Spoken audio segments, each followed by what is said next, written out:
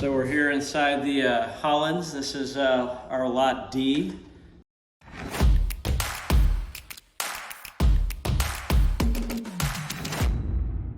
Okay, so it's good to finally be back out here. This is pretty much going to be our final walkthrough. We've got, as you can see, the roads and the driveways are in, which the last time we did this mobile home right here, this 2,000 square foot Hollands by Clayton, this was not here. And if you remember, just over on this side, we had the hole where they had excavated for the septic tank. We took a tour of this one last time. This is also a Clayton. This is a just under 1,600 square foot. The Holly. All these lots, remember, are 1.25 acres. So we did the tour of that one. This one was brand new, delivered maybe a month or so ago. 5-bedroom. So we'll just take a walk of the property here. Remember, this was originally just over 9 acres. It was split into 7 lots. So a couple homes here. We're gonna go down, look at the Mariposa, and then there's 3 more lots over there. Clayton Homes are actually doing that themselves.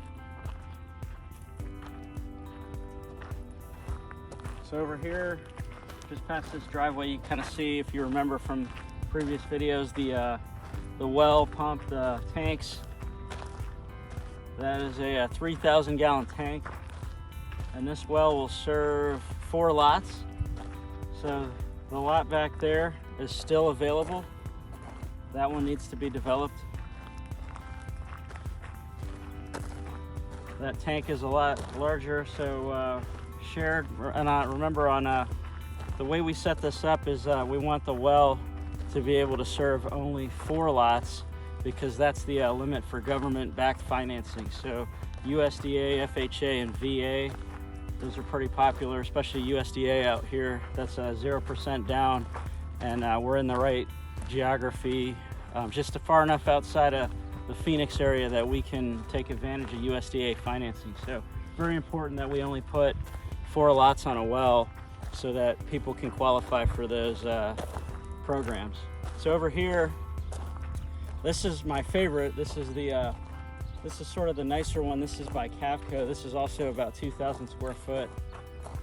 Really nice. We'll probably be doing a peek inside here in just a bit, now that everything's all finished, cleaned up, and ready to go. So we expect these homes to turn over in the next week. Everything's pre-sold, and we're looking forward to the next one. So I'm sure once we get all the paperwork done, we are looking at doing a much bigger development, and stay tuned for that.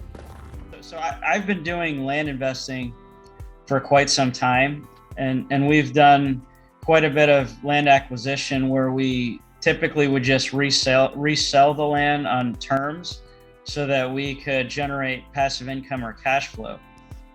And what we realized is that during this super hot market that we had over the last couple of years, especially for vacant land, that more and more people were developing it. So what we noticed the trend is that the price would be significantly higher. The prices were going higher than we ever thought they would. But what I found was that a lot of investors were buying the land at even high prices, and they were still making quite a bit of profit because they were developing the land with manufactured homes. And so the manufactured homes, mobile homes, they typically have a much lower price point and affordability when compared to stick-built, like the newer homes. Right. And so what was interesting is it seemed as if, just kind of looking at what they were buying from us and what they were reselling it for, it was almost made sense that we should probably try to do it too. So what happened was we had a great deal on a little over 9 acres, just about an hour or so south of Phoenix, only about 15-20 minutes from the Mesa Gateway Airport, and thought that would be a good acreage to start this with. So we started with the minor land division and went down to the minimum lot size to give us 4 lots to develop, and we sold off the remainder to another investor, which just to kind of show how crazy the market was, that got resold about 3 times. Eventually Clayton Homes, which is owned by Berkshire Hathaway, one of the largest manufactured home companies in the country, bought the larger 4-acre lot that I had sold, and they actually split that into 3 more lots and developed the 3 mobile homes that you can kind of see towards the end of our project, because they were after us.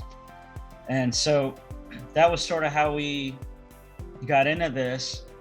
It was our first attempt at developing, so it took a lot longer, and we made some mistakes, but we did have the right people that knew how to do a lot of the infrastructure work. Business partner is a mobile home broker dealer, so he's is good at sourcing and has dealt with mobile homes for many years.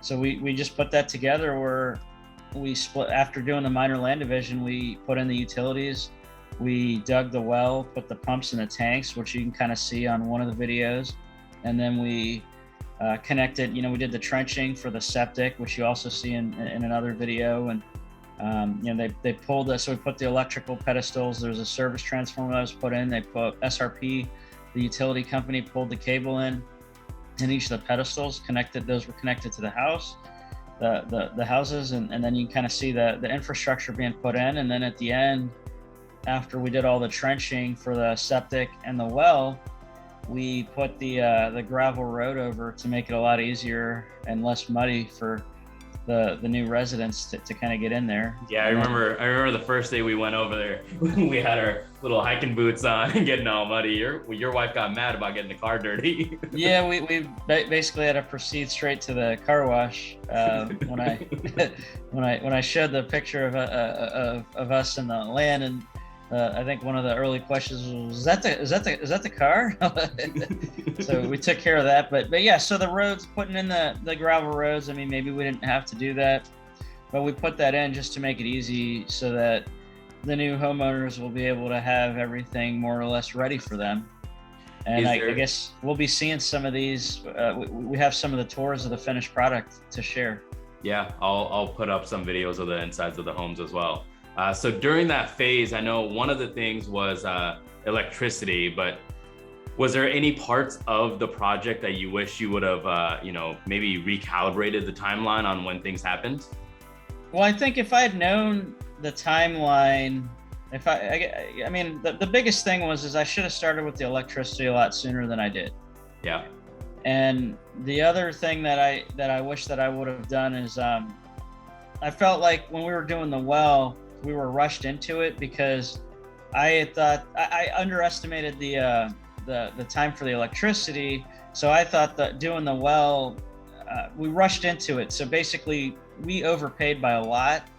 The person that was doing the well, I mean, it was a little bit challenging at that time, and maybe it still is. But they basically told us that they were overcharging us because of the demand, which I wasn't too thrilled about. And then in hindsight, we put a 3,000 gallon tank there. We probably could have put a 1,500 or 2,000 gallon tank, and just overall the parts were marked up than if we had the time to kind of buy everything, or maybe split it up so that we just had the well driller have that drill the well first, and then maybe got the parts and then set that up separately. All right. So that was one thing that I would have done over, is I would have made sure that not rush it, make sure that and hopefully we'll have better relationships that will get us better pricing, but take the time, look at what we're doing now that we know what other people are paying and what this should cost to get the well dug at the right price, and then also to get the parts and the booster pump and tanks and everything. If we have to source that and then just pay for the labor, that was a big markup. That makes sense. So was the well itself kind of like a threshold for getting the rest of the project going as well? Like you couldn't be doing that like concurrently? Yeah, the well is one of the most important things on these types of projects, because and in our area, I'd already talked to other owners that have dug wells and other well drilling companies to know that there wasn't going to be a concern on getting water. But imagine if you have the perfect plot of land to develop, and then you go to dig the well and you find no water. So just having that peace of mind that the lots will have water. And not only that, but I mean, when you have access to water in the lots, it already improves the value of the lots. So if we didn't know, or there was no water, and then something happened where we couldn't do any more development, like say, for example, it would take 18 months to get a manufactured home, which is kind of what happened during the middle of the project. I mean, we were lucky to get the homes on order that we did. But if they say the project got delayed because we couldn't find the manufactured homes of the size that we wanted to put in on the lots, at least having access to water, having that hooked up is a way that we could still sell the lots to at least either recoup or make a little bit of profit, and it protects that investment. Yeah, that makes sense. So what was the total time that it took from acquisition to now we're done and our hands are clean? Yeah, so I mean, I guess that's kind of maybe I'll answer the question differently, because we acquired the land and I didn't really do anything with it for a while because I knew I wanted to develop it and didn't know how. So, I mean, there was a little bit of time just kind of waiting before we decided. But from the time that we decided to really develop it to selling, you know, we actually started probably the beginning. That would have been, I'd have to check, but it was at the beginning of the year where we started. We ordered the homes, and we pre-sold one of the lots right away, just by advertising that we were going to sell it.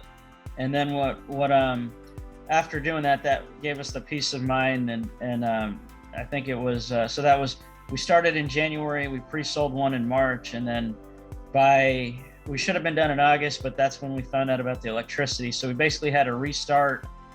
It was as if, I mean, that was the challenge. So it should have been about a 7-month process. It would have been, but then having to restart the electricity because we made the mistake ended up dragging it on to another 3 months, and then we had the holidays, so that pushed everything back. So really, it was about a year to from start to finish to develop the 3 lots. Cool. Let's talk about each unit at that point. So I know there's three different units, and they were all different sizes as well. I think 2 of them were the same. Is that correct? Roughly. So there were 2 that were roughly around 2,000 square feet, and the reason for that is just that was all we could get. I mean, most new orders were going to take 18 months. So what we did is we put the feelers out to the different dealers or sources for the manufactured homes, and what happened was there was a couple chances where somebody wasn't able to pay, like maybe they put a down payment and then they didn't have the full cash amount to pay for the home when it was getting ready to be delivered. And so we were able to intercept a couple of those, and I think one of them was probably a residual order where a dealer ordered, just orders a whole bunch, knowing that they're going to fill some of them, and so there was one that we were able to intercept that way. But there was actually so there was really no, if we were to put in a new order, they were just so back ordered that we wouldn't have been able to do this project. We would still be waiting today. Yeah, that makes sense. Cool. That's a great little insight for getting those homes there. So 2 of them are 2,000 square feet, and the third one is a little bit bigger. Is that right? No, it's smaller. It's about 1,600. Cool. So now, you're all done. They're all 3 of them, I believe, are sold at this point. Right. And the project is finalized and good to go. And that whole area just got developed because Clayton Homes picked up the other, just finished up the other 3 in that area as well. Yeah, they look like they're doing a lot of these land home packages, which makes sense since they are their own manufacturer as well. Awesome. Gary, it was a fun pleasure ride that we went on to get through this project. So, I have some of the videos from the beginning, so I'll overlay that and kind of show the project timeline from start to finish. Absolutely. Is there anything else that you think we should talk about to throw into the video? Yeah, I mean, what's one of the biggest takeaways and biggest advices that you can give for somebody doing it? Yeah, so I guess the biggest takeaways is make sure before you start that you have the right people that can really commit to doing the work. I mean, you need the infrastructure so that you're going to have trenching for the to get the well connected to the water connected to the houses, you're going to need the same trenching for septic and then also for electricity. So we chose underground, just because when I grew up, I remember we'd lose power through most of the storms, and so we just chose underground. It's a little more expensive, but we felt it was a better product. But having the people, so you may be able to find somebody that does, the septic, and but maybe they won't do the conduit. So you just have to kind of make sure that you have the people that can do the utilities, so the water, the sewer, septic, and the electricity. And then also, if you're doing the manufactured home, then you need to have a reliable crew that can set it up, because if you remember, these houses, they come, especially if you're doing the larger ones, the double wides, they're two halves. Like one of them will be, you'll get these two halves of a house, and somebody's got to seam it together and patch it, and then put it on. Then they put the skirting. If you're going to do like some of these government-backed loans, you got to put that skirting on there, and there's some other requirements. But so you want to just make sure that you have that team, or know somebody that has that team, because that's it's speed on this. I mean, the velocity of money. So you don't want to have all that money out there, especially if you're paying interest on it, and then have some unanticipated delay that adds 3 months to it because you didn't have the right requirements or the pedestals that they need for the electricity. So I'm trying to think what else. So yeah, the well pump, the equipment for that. I mean, if you have to dig a well, and then trying to think what were some of the other. So then there's also a series of permits and inspections that you have to make sure get done. So hopefully the people that you're working with will also timely do that, because just having everything connect, you can't get the electricity turned on unless you've gotten the permits and the final inspections from the municipalities. So that could be county, state, and city. So a lot of work there as well. Perfect. And you went in with the plan of being able to offer government-backed financing, and so you kind of made sure that those requirements were addressed first and foremost, to make sure that any buyer would be able to apply for FHA, VA, USDA loans. Is that right? Yeah, absolutely. Because one of the things, the USDA is a cool financing, just like FHA and VA, where they require low down.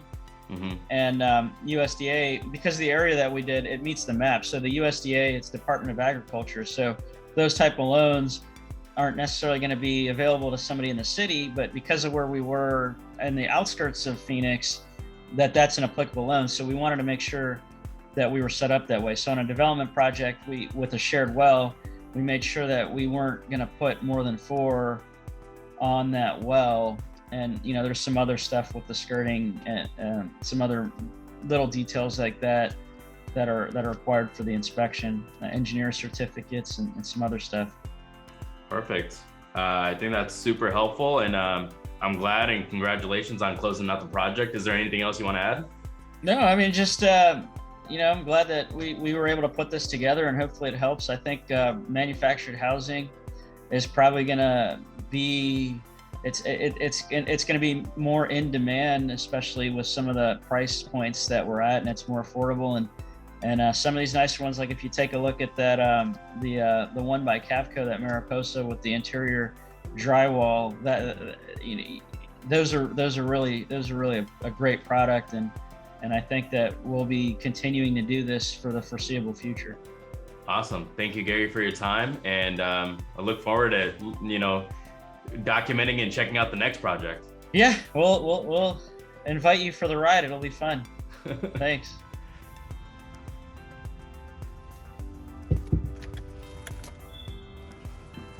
So we're here inside the Hollins. This is our lot D, 2,000 square foot, made by Clayton. This is on a acre and a quarter lot. So you can see this is I think this is 5 bedrooms. And when you go look at the kitchen, we just got power, so the lights are actually now working. We've let out the water lines, so you can see the sinks, lights, beautiful view out here. We got this new smart thermostat. Hallway down here. Bedroom. Another bedroom.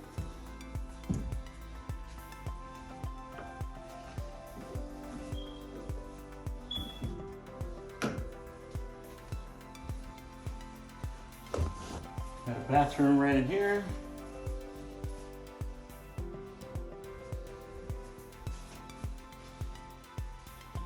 Bedroom, the little walk-in closet right there.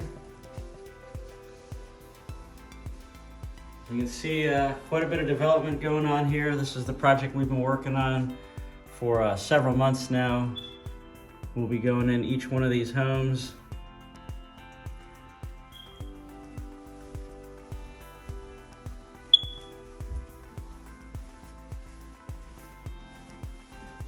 Another bedroom over here.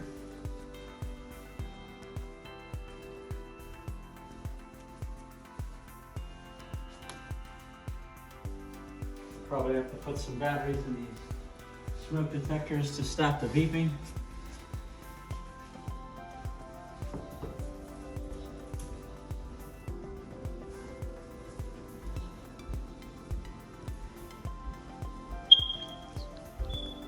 And here we have the master, a little bit bigger than the other ones. Great view. Walk in, larger bathroom. Goes right to the laundry room here on the other side. Yep, this is the walk-in closet. Laundry is just on the other side of the kitchen. I'll show you that too.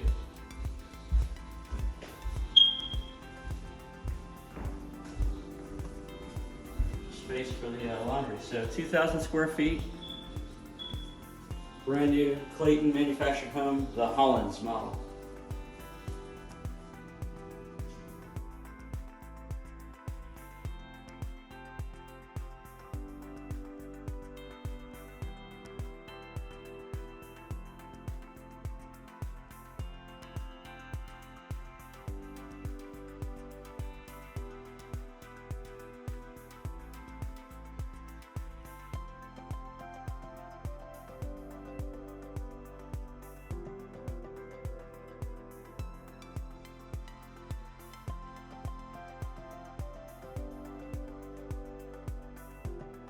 Now that we're wrapping up that 9-acre development that we just shared, we're looking at the next project over here.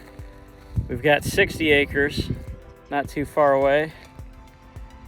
So we're gonna be doing some due diligence on this and see what we might be able to do out here. Stay tuned.